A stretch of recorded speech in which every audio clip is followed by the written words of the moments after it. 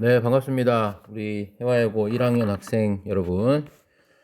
어, 사실 이걸 수업 시간에 해야 되는데, 일주일에 한 번밖에 수업이 없어서 좀 도저히 시간적 여유가 없었습니다. 그래서 부득이하게 이렇게 학습지를 이제 설명하면서 복습하는 것을 유튜브 영상으로 대체하게 되었습니다. 뭐 절대 선생님의 뭐 구독자 수를 늘리려는 얄팍한 수가 아님을 이해해 주시고, 물론 뭐 여러분들의 구독과 좋아요는 선생님의 기분을 좋게 합니다. 뭐 그 이외에는 없습니다. 그래요. 바로 시작합시다. 여러분들 수업 시간에 뭐 수업을 참 열심히 잘 듣고 또 우리가 이렇게 조별 활동도 해서 패들렛에 올리고 했던 것들이 다 기억에 날 거예요. 그죠?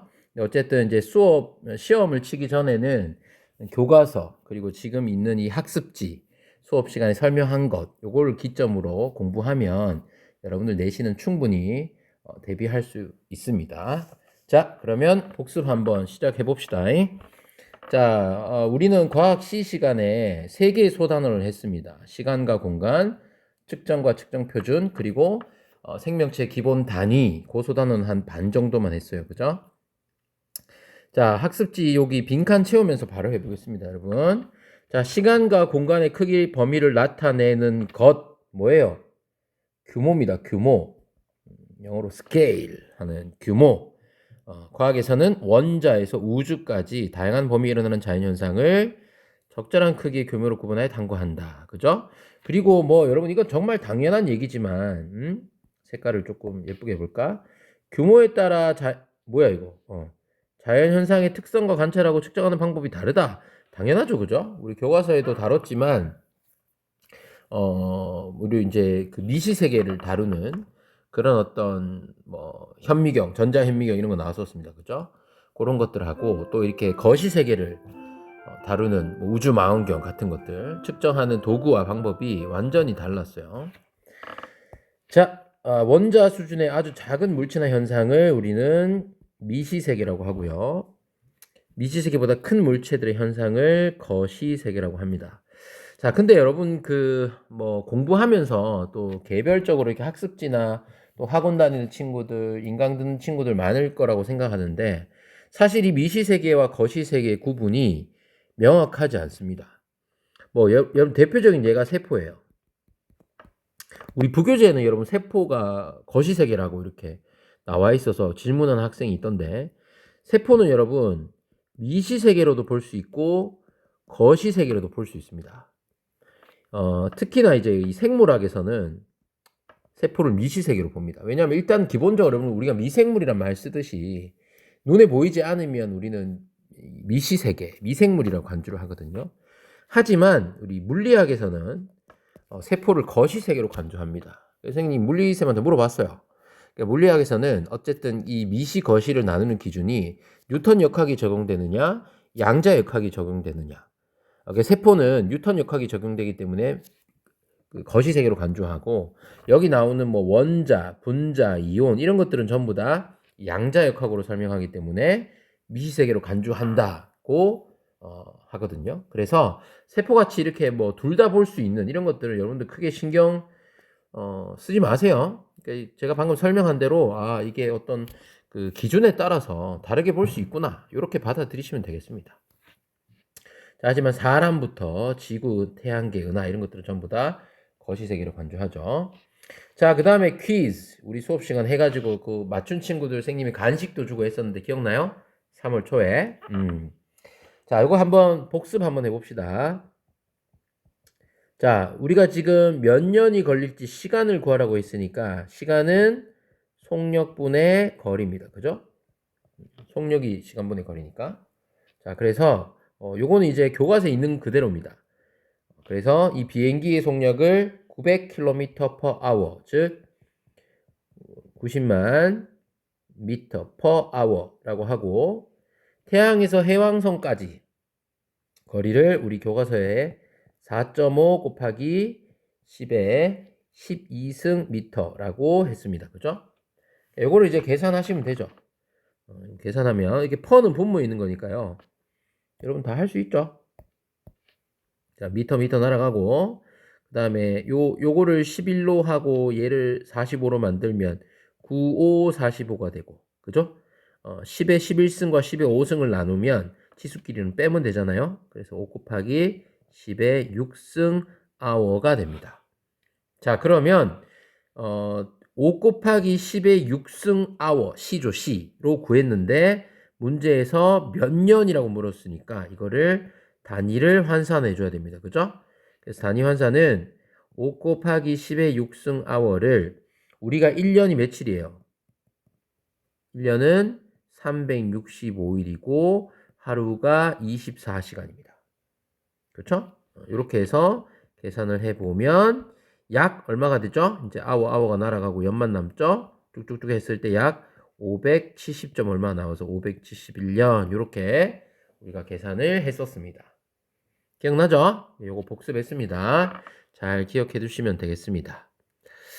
자, 어쨌든 이 어떤 그 과학에서 어떤 시간과 공간, 뭐 이런 단위 변환, 환산, 이거 정말 기본입니다, 기본.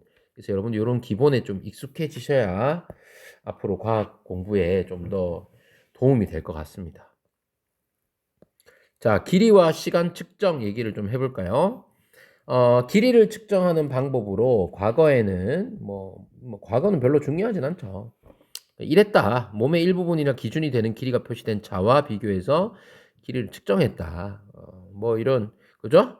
1큐빗. 이 고대 이집트에서는 팔꿈치에서 손끝까지가 1큐빗이었대요. 근데 여러분 지금 생각하면 얼마나 이게 말이 안 돼요. 그죠?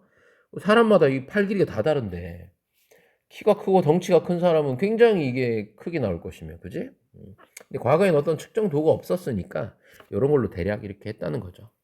현재는 여러분 뭐예요?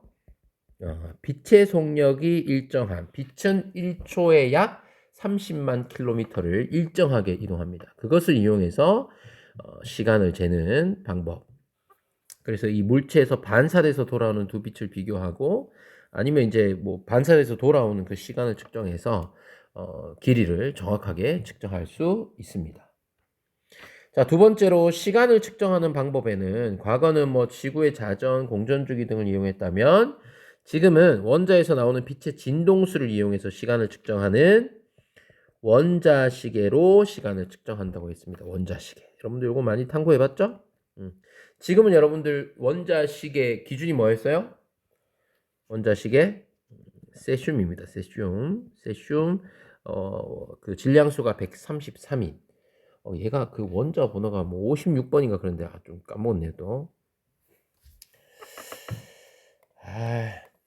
또 우리가 또 정확한 이 전달을 해야 되니까 제가 지금 네이버에 세슘을 쳐보겠습니다. 55번 원자 번호 55번 금속 원소인 세슘을 기준으로, 그죠? 지금은 그 원자시계를 쓰고 있습니다. 물론 최근에는 이거보다 더 정확성이 높은 스트론튬 원자시계 이런 것도 개발됐다고 이렇게 학생들도 많이 조사했었는데 어쨌든 지금 기준은 세슘 원자를 한 원자시계가 기준이 됩니다. 이게 현재 가장 정확한 시간 측정 방법입니다. 자, 측정 기술의 발달의 의미, 이것도 여러분 보시면 충분히 납득 가능할 건데 인간의 경험 범위를 확장하고 위성 위치 확인 시스템 GPS, 여러분들 휴대폰에도 다 있잖아요. 그래서 요즘에 휴대폰으로 길 찾기 다 되고, 그죠? 자동차에도 내비게이션이 있어서 굉장히 삶이 많이 편리해졌습니다.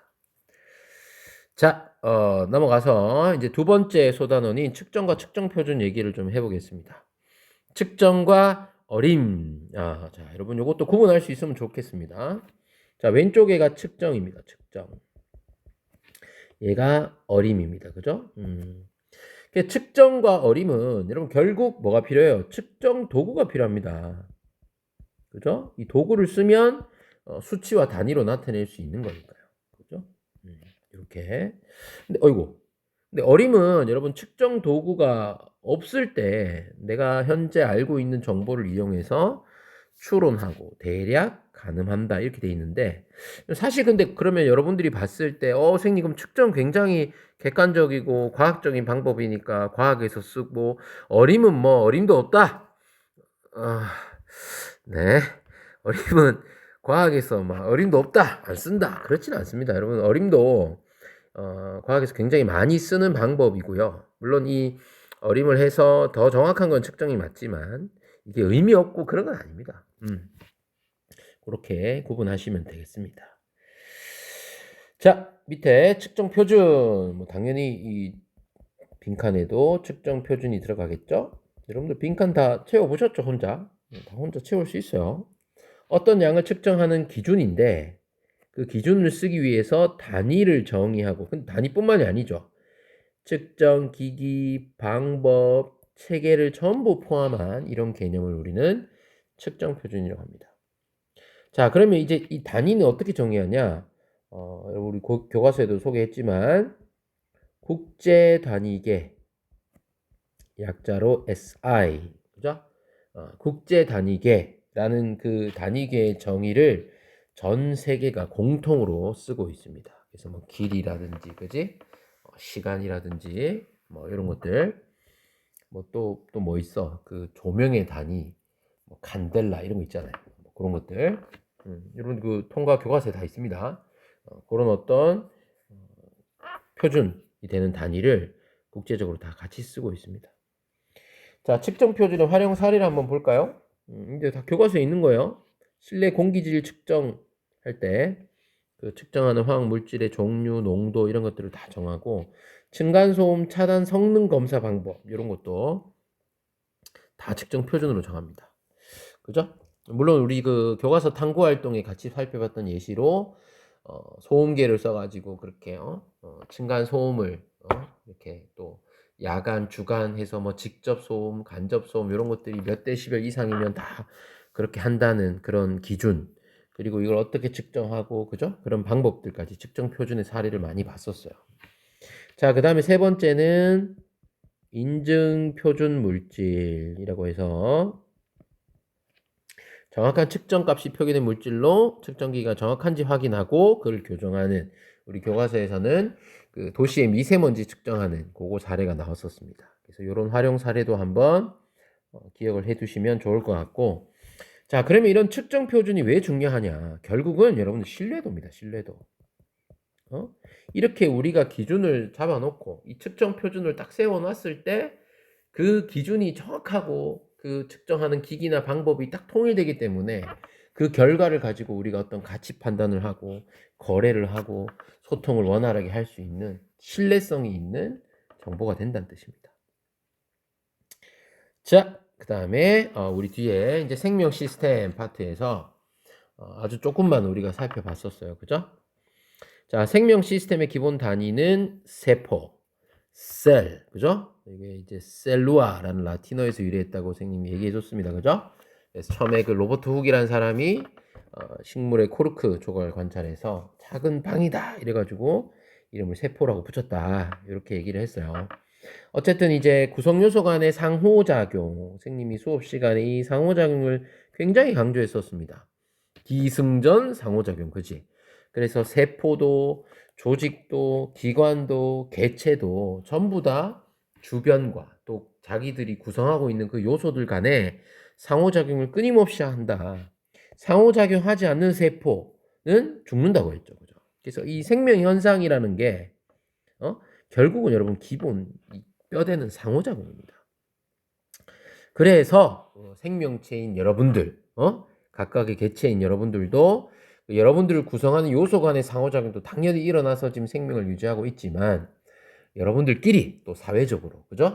이렇게 같이 상호작용하면서 이렇게 좀 친구들도 챙기고, 같이 좀 이렇게 으쌰으쌰 하는 이것이 굉장히 중요하다.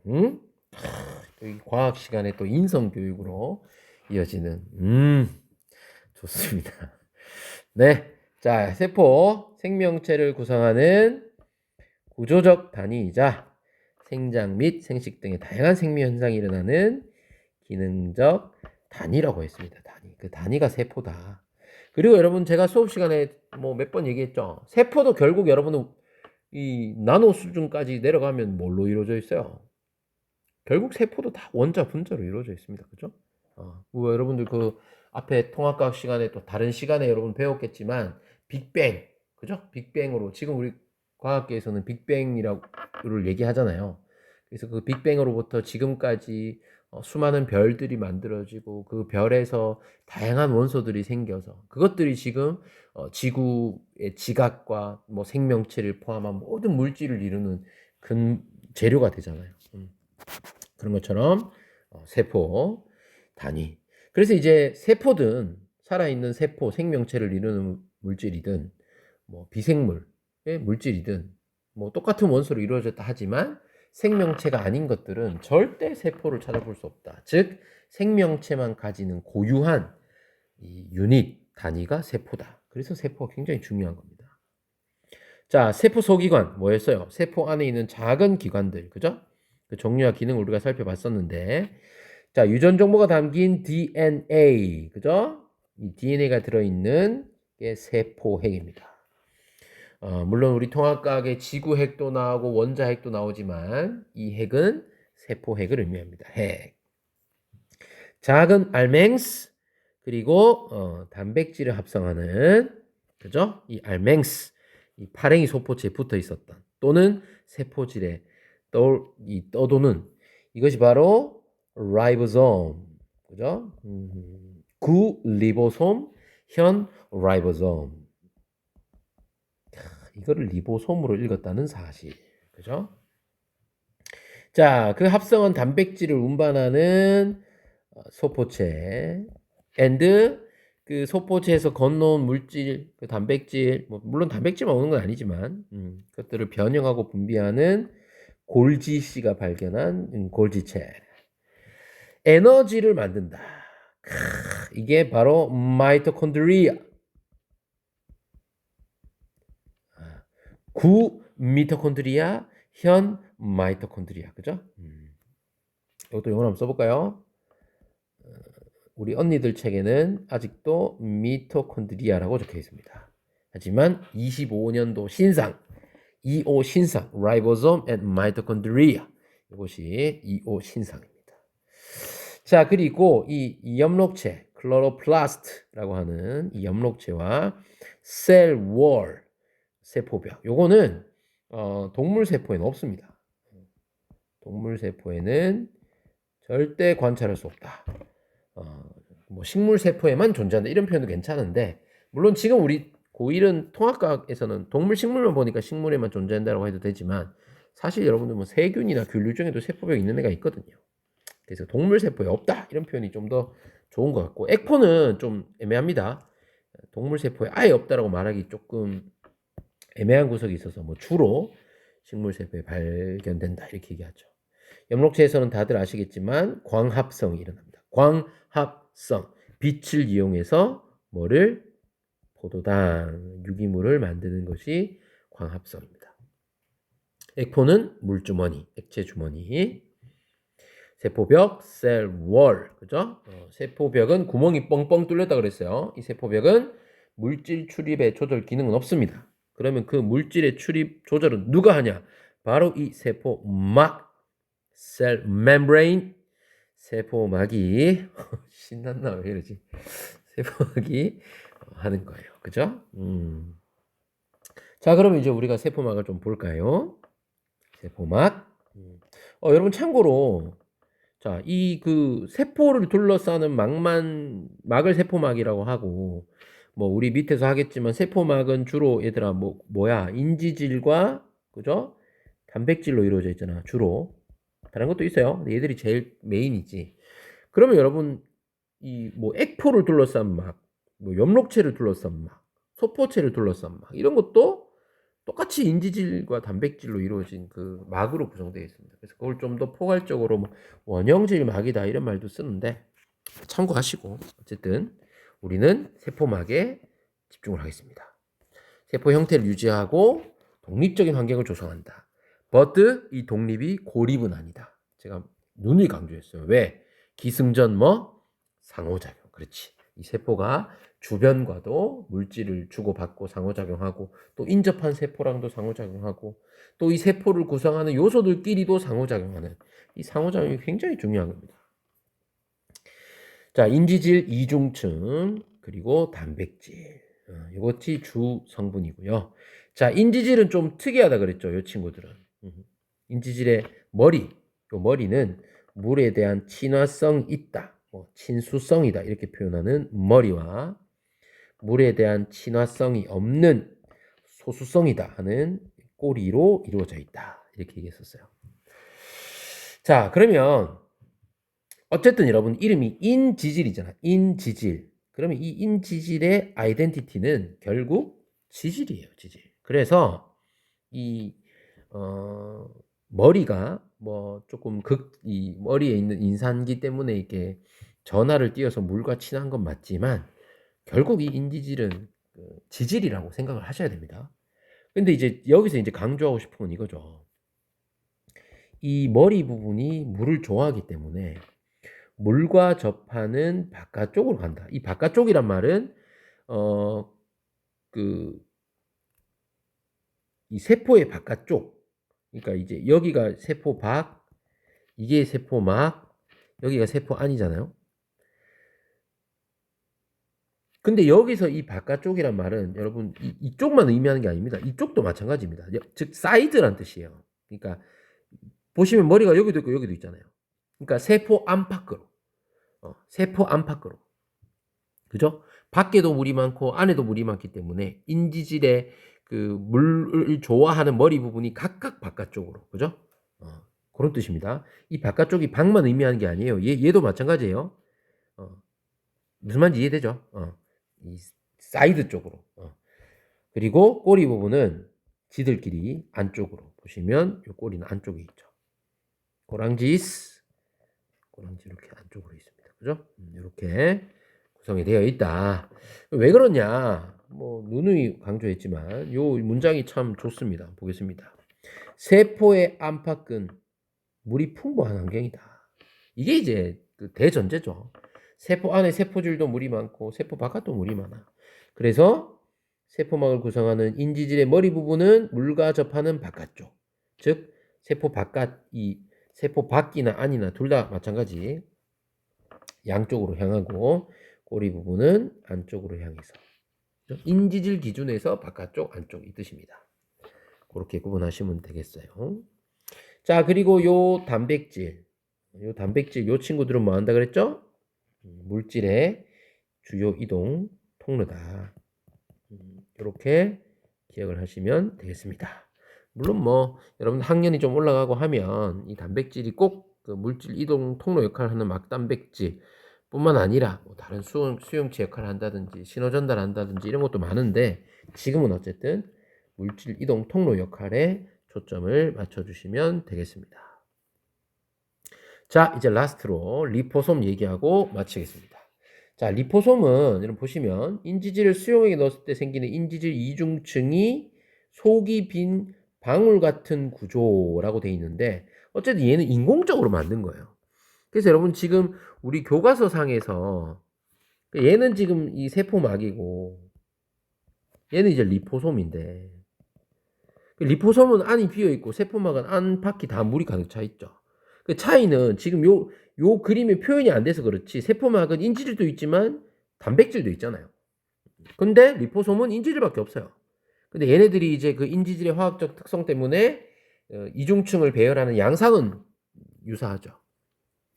근데 이제 이 리포솜은 속이 비었기 때문에 여기에 뭐 약물, 뭐 화장품에 좋은 성분 이런 걸 넣어가지고 그 생명공학적으로 많이 활용하는 그런 친구들입니다. 그래서 그쪽으로 또 관심이 있는 친구들은 찾아보면 재밌는 거리가 많이 나올 것 같습니다.